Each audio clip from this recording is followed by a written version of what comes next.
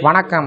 இந்த வீடியோவில் braking PF திடீர் மாற்றம், ஊழியர்கள் சம்பளம் குறைவு வெளியான அதிர்ச்சி தகவல் சார்ந்து விவரங்களை பார்ப்போம். இந்த வீடியோவை தொடர்ந்து பார்க்குறதுக்கு முன்னாடி நம்ம சேனலை இதுவரைக்கும் சப்ஸ்கிரைப் பண்ணாதவங்க இந்த வீடியோக்கு கீழே இருக்க ரெட் கலர் சப்ஸ்கிரைப் பட்டன் அழுத்தி சப்ஸ்கிரைப் பண்ணிக்கோங்க. மத்திய அரசு கொண்டு வந்த புதிய தொழிலாளர் சட்டம் நியூ லேபர் கோட்ஸ் 2026 ஏப்ரல் 1 முதல் அமலுக்கு வந்த நிலையில் ஊழியர்களின் சம்பள அமைப்பில் குறிப்பாக பிஎஃப் ப்ராவிடென்ட் ஃபண்ட் சேமிப்பில் முக்கிய மாற்றங்கள் ஏற்பட்டிருக்கிறது. இந்த புதிய விதிகளின் மைய கருத்து ஊதியம் என்ற சொல்லுக்கான புதிய வரையறையாகும். அதன்படி ஒரு ஊழியருடைய மொத்த சம்பளத்தில் குறைந்தது 50% தொகை அடிப்படை ஊதியம் மற்றும் அகவலைப்படியாக இருக்க வேண்டும். மீதமுள்ள 50% மட்டுமே HRA ஸ்பெஷல் அலவன்ஸ் போன்ற இதர படிகளாக இருக்க அனுமதிக்கப்படுகிறது. முன்பு பல நிறுவனங்கள் அடிப்படை ஊதியத்தை குறைவாகவே வைத்துக்கொண்டு அலவன்ஸுகளை அதிகப்படுத்தி ஊழியர்களின் இன்ஹேண்ட் சம்பளத்தை உயர்த்தும் முறையை பின்பற்றியது. ஆனால் புதிய சட்டம் இந்த நடைமுறையினை கட்டுப்படுத்தி சம்பளத்தை சீர்மயமாக்குகிறது. இந்த மாற்றத்தின் உடனடி விளைவாக பல ஊழியர்களுடைய கைக்கு வரக்கூடிய மாதாந்திர சம்பளம் சற்றே குறைய வாய்ப்புள்ளது. காரணம், பிஎஃப் பிடித்தம் அடிப்படை ஊதியத்தின் 12% கணக்கிடப்படுகிறது.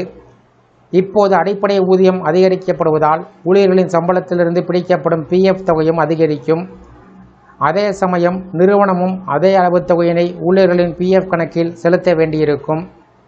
இதனால் மாதாந்திர இன்ஹேண்ட் சேலரி குறைந்தாலும் நீண்டகால சேமிப்பு பெரிதாக உயரும்.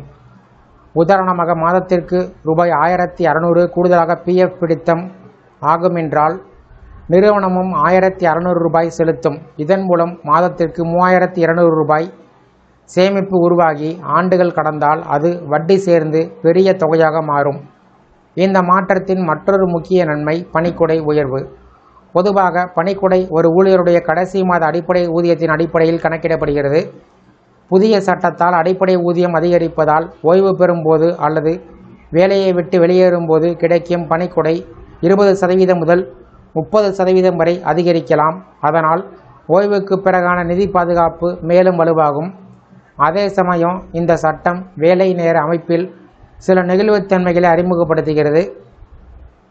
நிறுவனங்கள் விரும்பினால் வாரத்திற்கு 4 நாட்கள் வேலை, ஒரு நாளைக்கு 12 மணி நேரம் என்ற முறையினை செயல்படுத்தலாம். ஆனால் வாராந்திர மொத்த வேலை நேரம் 48 மணி நேரத்தை தாண்டக்கூடாது என்ற கட்டுப்பாடு தொடர்கிறது.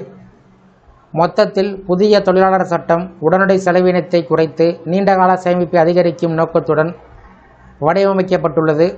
ஊழியர்களுக்கு கையில் வரக்கூடிய சம்பளம் சற்று குறைந்தாலும் பிஎஃப் சேமிப்பு, நிறுவன பங்களிப்பு, வட்டி வருமானம், மேலும் உயர்ந்த பணிக்கொடை போன்ற பல நன்மைகள் கிடைக்கும். இதனால் ஓய்வூதிய கால நிதி பாதுகாப்பு அதிகரிக்கும். எனவே இந்த மாற்றங்களை புரிந்து கொண்டு ஊழியர்கள் தங்கள் மாதாந்திர செலவு திட்டத்தையும் முதலீடு திட்டத்தையும் புதுப்பித்துக் கொள்வது அவசியம்.